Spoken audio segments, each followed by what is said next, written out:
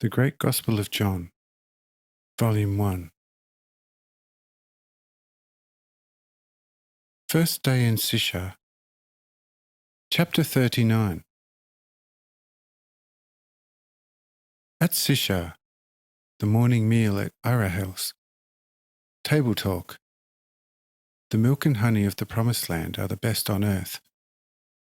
The wise man's speech in praise of the Creator.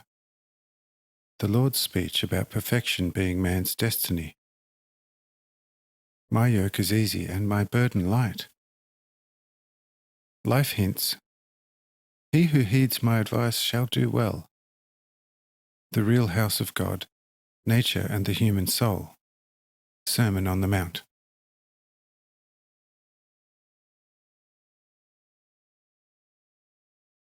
In these parts, Austria, the translator. Such breakfast would not, of course, be thought of too much. But in the Promised Land, which proverbially overflows with milk and honey, this was a breakfast most exquisite, since especially the honey in the Promised Land was and still is much the best, whilst the milk too is unsurpassed anywhere on earth.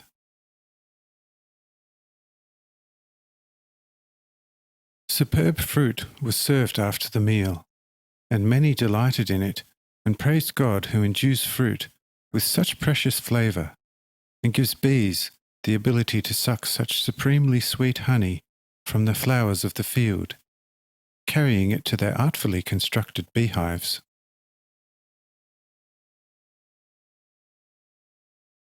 One in the Samaritan group who was a sage spoke, "God's wisdom, omnipotence and goodness can never be praised highly enough. The rain falls on the earth. 1,000,000 species and varieties of plants, trees and shrubs absorb the self-same rain and stand in the same soil. Yet every kind has a different flavour, smell and form. Each form is beautiful and pleasant to behold, and nothing grows without use. And not even the most meagre moss upon the rock grows without a purpose. Then add all the animals of the earth, the water and the air. What multiplicity and diversity, from the mosquito to the elephant, from the mite to the most enormous leviathan, which could carry mountains on its back and play with the cedars of Lebanon. O Lord, what might, what power and endless profundity of wisdom there must be in God, who guides and conducts there the sun, moon, and countless stars, holds the sea in its depths, builds the mountains upon the earth, and brought the earth itself into being through the Almighty Word." I said, "Yes, indeed you are right, so it is. God is supremely good, supremely wise, supremely just, and does not need anyone's advice and instruction when he wishes to do something. But I tell you, also, man on this earth is called to become as perfect as is the Father in heaven."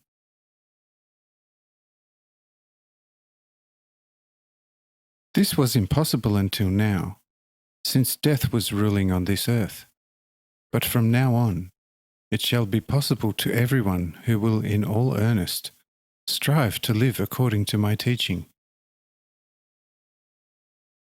And I think that if God offers this to man in return for a small effort, namely, for the easy complying with my teaching, man should spare no pains to reach this supreme goal.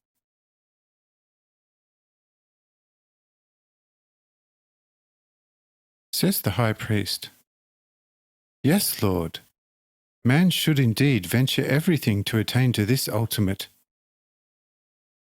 Whoever wants to enjoy the view from a high mountain must not shy the effort and trouble of climbing. Whoever wants to reap must plough and sow first, and whoever thinks of gain must take the risk. But whoever ventures nothing out of fear that nothing may be gained cannot possibly ever gain. Hence, Lord, once you have shown us the ways, it shall not be hard for us to attain to what you have just proclaimed to us, namely, to be as perfect as the Father in heaven is perfect." I said, "Verily so, and I will add, my yoke is easy and my burden light." But mankind until now has had to carry heavy burdens, yet achieved nothing therewith.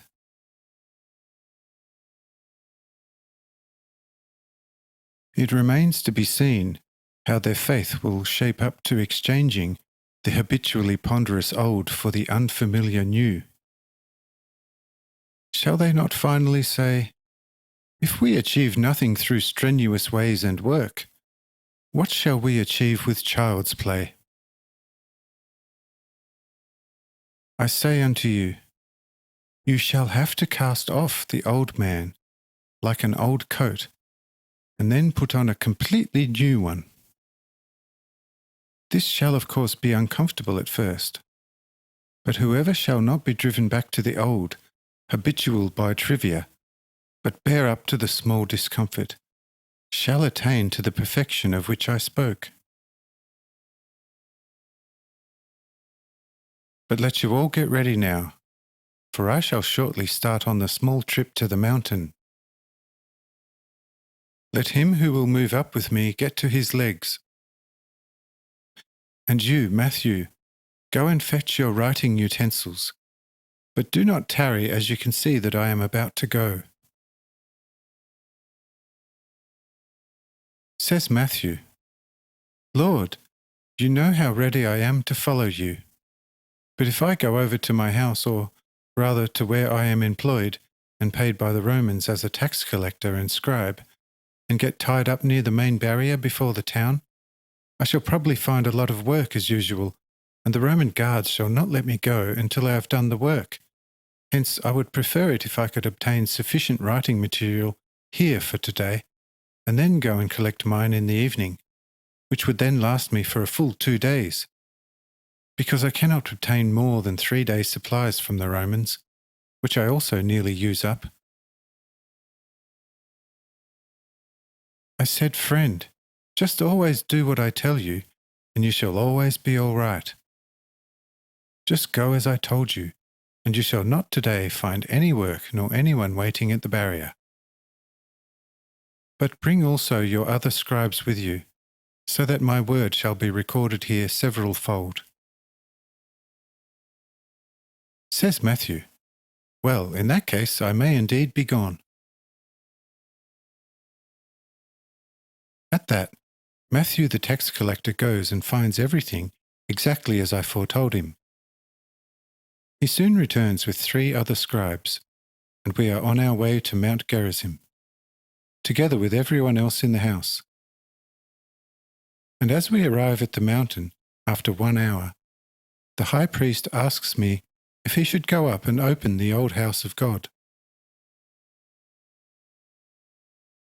But I point to the area and the many people who followed us, and say to him, "Behold, friend, this is the oldest and most appropriate house of God.